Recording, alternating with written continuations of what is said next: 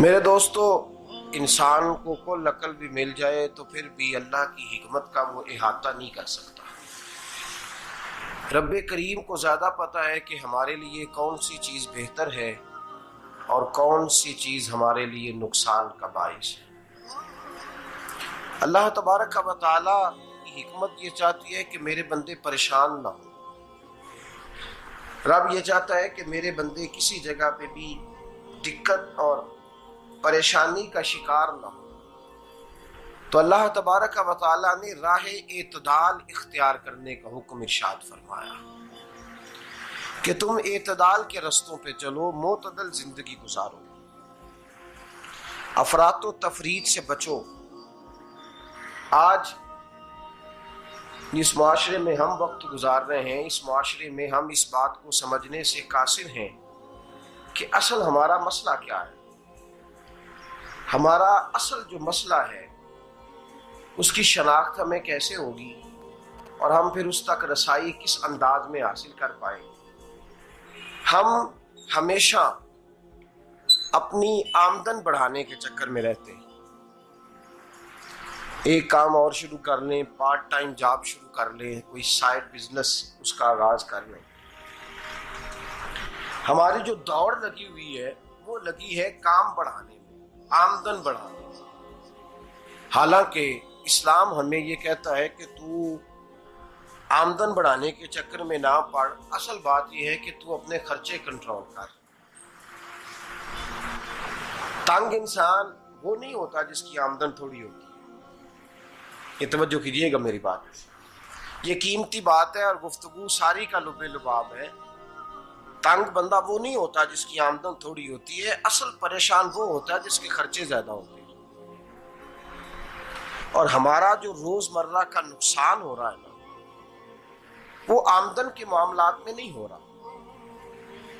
بنیادی نقص جو واقعہ ہو رہا ہے وہ یہ ہے کہ ہمارے اخراجات زیادہ ہیں اور وہ اخراجات کسی اور نے نہیں بڑھائے، وہ خرچے ہم نے خود بڑھا لیے ہیں اور اب ہمیں اس کا نقصان بھگتنا پڑ رہا ہے۔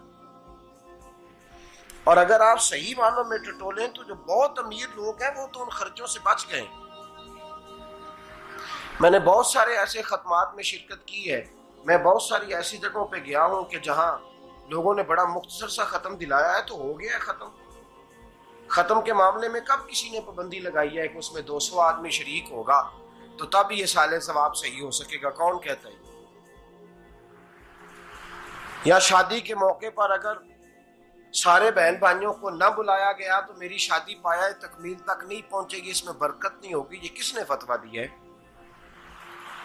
معتدل زندگی کا اسلام حکم دیتا ہے۔ میں پڑھ رہا تھا کہ ایک بہت بڑا صدر ہے، غالباً سوڈان کے صدر کی بات ہو رہی تھی، تو اپنے بیٹے کی بارات لے کے گیا تو 4 لوگ گئے ہیں بارات اور 15 لوگوں کا اس نے اہتمام کیا اپنے گھر میں کھانا کھانے کا۔ تو کیا شادی ہو گئی کہ رک گئی؟ تو بھئی راگ الاپنا اس بات کا کہ بڑی پریشانی ہے، کوئی سائیڈ بزنس شروع کیا جائے فلان جگہ فلان جگہ فلان جگہ، تو اصل معاملہ یہ ہے کہ پہلے ایک بندہ کماتا ہے تو پھر بھی گھر ہی چلتا ہے، پھر بڑا بیٹا ساتھ شامل ہوتا ہے تو پھر بھی گھر ہی چلتا ہے، پھر منجلا بیٹا شامل ہوتا ہے تو پھر بھی گھر ہی چلتا ہے۔ جو رونا دادا جی رویا کرتے تھے کہ بڑی مصیبت ہے، بڑی مشکل ہے، گاؤں میں رہ اکیلے ہوتے تھے اور وہ 5 بچوں کو اور 4 بچیوں کو وہ پالتے تھے، تو جو وہاں پریشانی تھی وہی آج پریشانی شہر میں آ کر پڑھ لکھ کر موٹی تنخواہ لے کر وہی پریشانی ہمیں ہے۔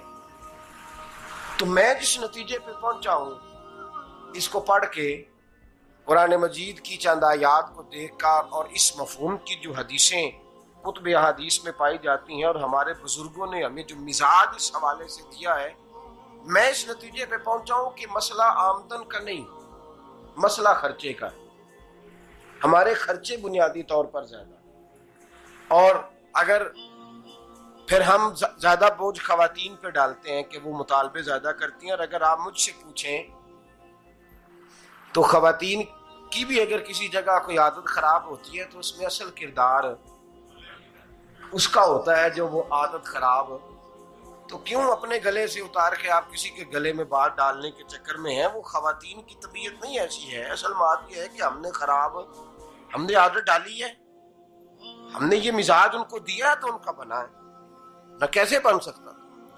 تو اعتدال جب تک زندگی میں نہیں ہوتا، پانی پیاس بجھاتا ہے لیکن ایک گلاس ہی ہو تو پیاس بجھاتا ہے، بالٹی کو منہ کو لگائے گا تو کپڑے بھگو دے گا اس کے. حالانکہ پانی بری چیز کا نام نعمت ہے نا بہت بڑی اللہ کی، لیکن پیالے میں ہی اچھا لگتا ہے.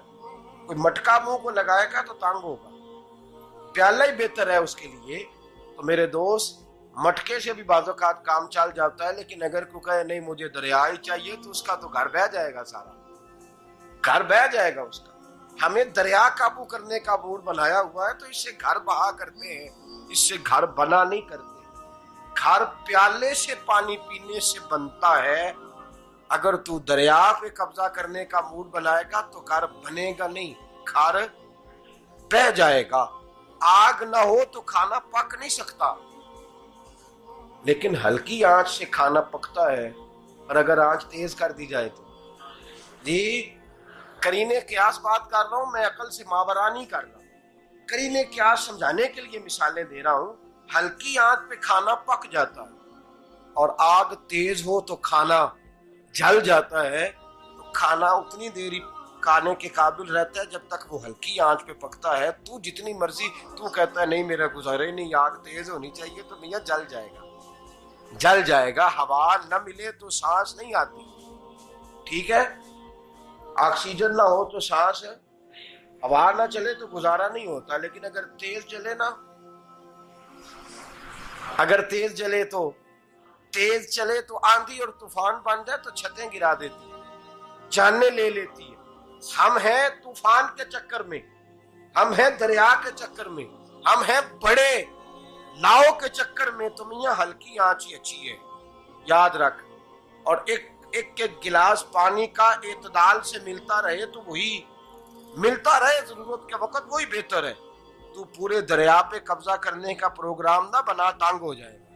اور میرے عزیز یاد رکھ، ہوا سانس لینے کے مطابق ملے تو وہی اچھی ہے، جو سانس بند کرنے پہ آ جائے وہ ہوا اچھی.